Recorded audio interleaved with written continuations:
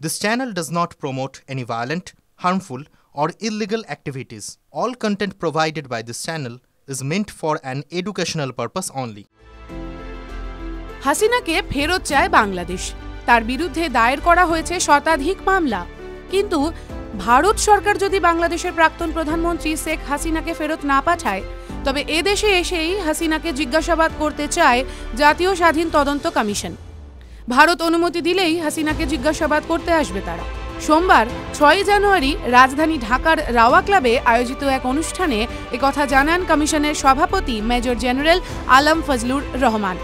BDR হত্যাযজ্ঞে শহীদ পরিবারের সদস্যদের সঙ্গে মতবিনিময় উপলক্ষে আয়োজিত ওই অনুষ্ঠানে জাতীয় স্বাধীন তদন্ত কমিশনের সভাপতি বলেন, দেশি বিদেশিরা মিলে বিডিআর হত্যাকাণ্ড ঘটিয়েছে।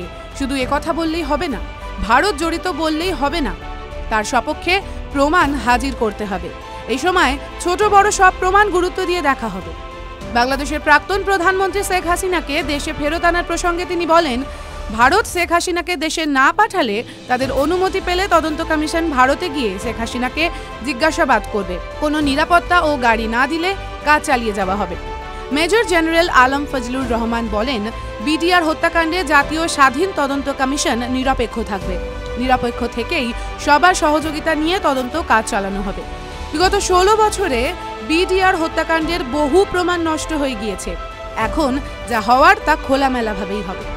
3 মাসের মধ্যে বিডিআর হত্যাকাণ্ডের তদন্ত শেষ করার চেষ্টা করা হবে।